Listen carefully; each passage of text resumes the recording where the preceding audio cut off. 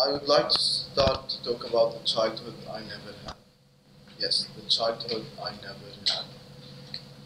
I was born in the Second Intifada, which is the second uprising of the Palestinian nation against the occupation in 2000. The first 2 years of my life, the only view I had from my room was a tank aiming at my window.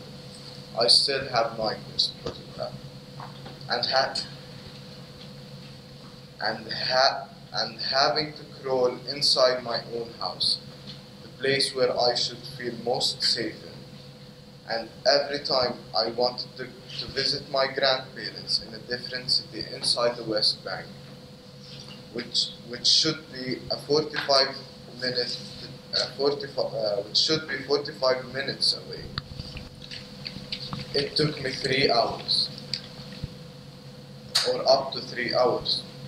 Every time we passed by a checkpoint, I would look at my dad, and he would look back with both our eyes filled with fears and tears, while the IDF soldiers start searching our car and giving us a really hard time. I remember the first time we had a permission for a week to go inside the occupied lands of Palestine, aka Israel. It was amazing.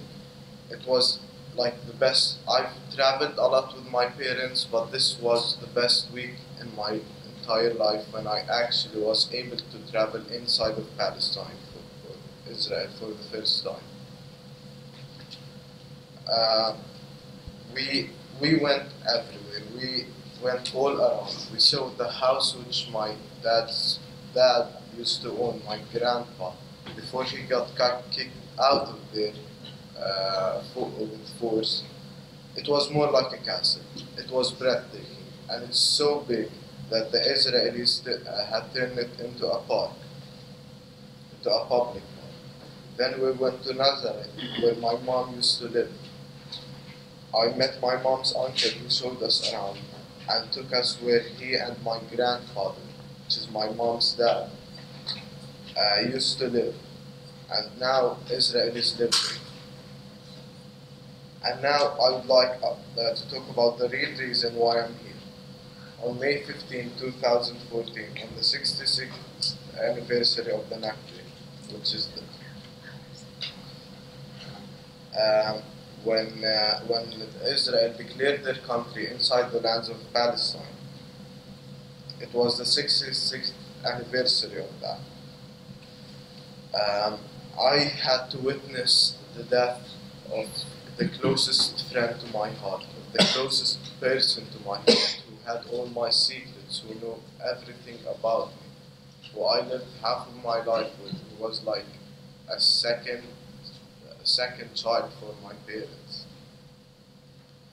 He was shot down with an unexpected live bullet in a demonstration 6 feet away from me.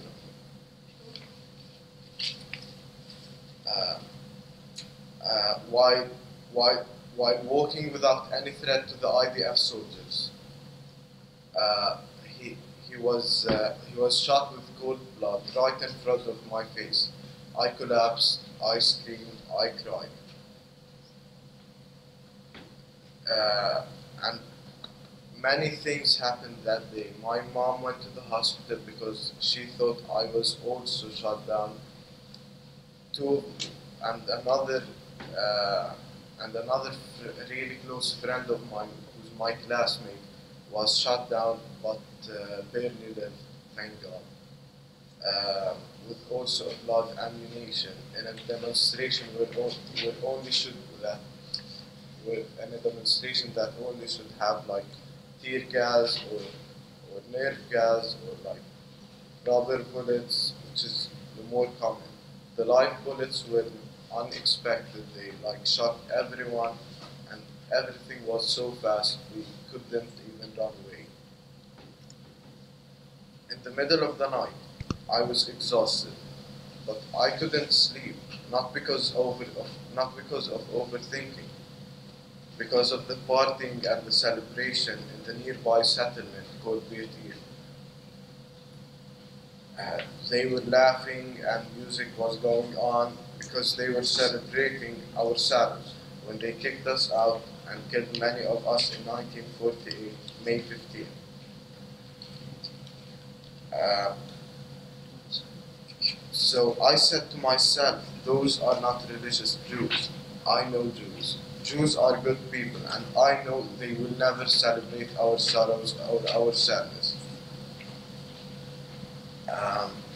So the other day in my best friend's funeral, I took the microphone with an eye filled with tears, and my voice was about to run out, but I had all the power. I used all the power that I had and started talking about Jews and started talking because people were going crazy, and I had to talk about peace, and I had to talk about that Jews are not bad people. We don't have to blame everyone. They're still innocent people.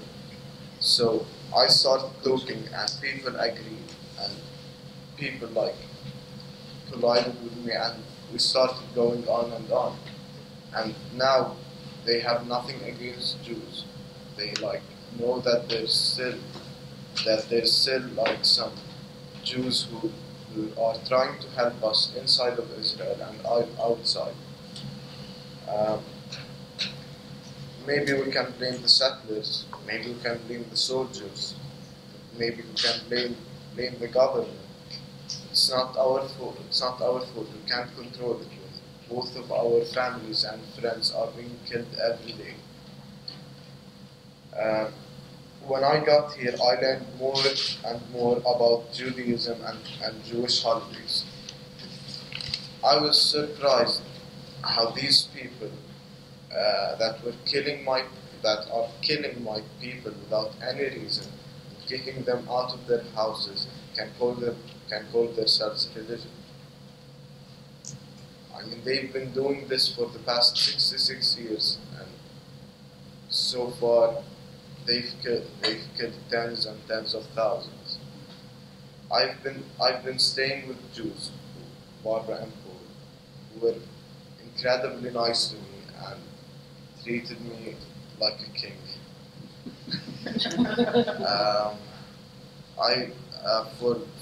For almost the last month, and I've been meeting even more and more Jews, and I love each and every single one of them. And next week, when I go back home to the West Bank, I'm gonna talk about how nice and loving they are. And I know many of my friends and family will listen closely, because we want peace back in Palestine. We don't want war. We never wanted war.